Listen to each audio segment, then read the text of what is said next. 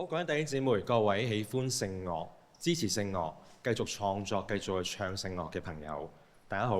歡迎大家嚟到今日咧基督教文藝出版社主辦嘅呢個聖頌新歌嘅頌唱講座，題目係常新常新常常新。我係江成輝社長。其實文藝咧，除咗出版好多嘅優質嘅基督教書刊之外咧，都一路好支持、好努力嘅做聖樂，因為上主咧係不斷做新嘅事，我哋都要不斷咧去創作新嘅歌咧，去讚頌我哋呢位嘅上主。今日我哋有4隊嘅詩班，係嚟自不同教會嘅弟兄姊妹，會獻唱最新創作嘅一啲嘅作品。咁咧就有陳嘉熙弟兄帶領嘅香港聖公會西九龍教區聯合詩班。另外咧就係有方樂之弟兄帶領嘅循道衛理聯合教會聲友聯合詩班，梁顯恩姊妹帶領嘅九龍城浸信會詩班，以及顏律賢弟兄帶領嘅中華基督教會後一堂馬鞍山堂詩班，同埋咧都有一地。我哋教會係要唱新歌嘅，呢個係已經係聖經係咁講啦，係並且係領受主每日嘅新嘅恩典。我哋交時間俾第一隊阿陳嘉熙博士。咁啊，承接翻咧阿蔣生咧，剛才用 form、inform 同埋咩啊 transform 啊，有聽書啊，蔣生佢哋係啊。我哋承接翻呢個咧，其實我今日一陣間嘅講解咧，好多都係用一個音樂嘅曲式個 form 嗰度去講嘅。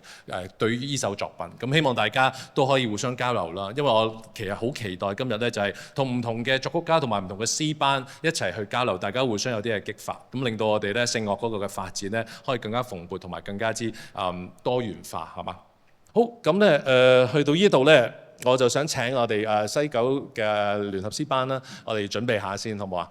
咁因為嘅差唔多時間咧，我就會同大家去演唱啦。咁詩班準備嘅時候咧，我同大家都講咗少少啦。咁呢一首作品咧喺音樂嘅 form 嗰度，點解特別今日攞出嚟講咧？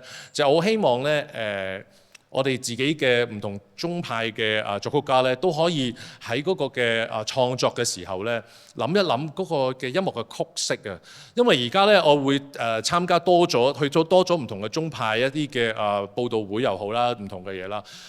我會感覺到咧，可能一粵語大家有個誤解，就好似會變成流行曲咁樣咧，就係一種嘅流行曲嘅風格啊，或者曲式咁樣。當然有啲宗派係用呢一個嘅方向啦。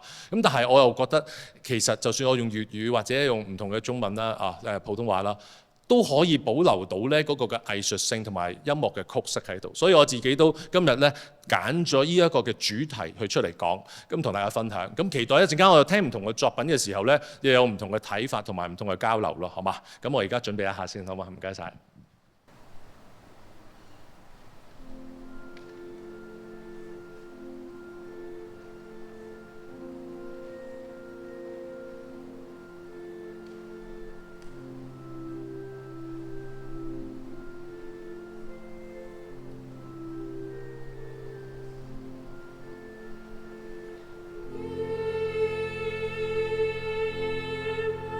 Ci ciò mi dai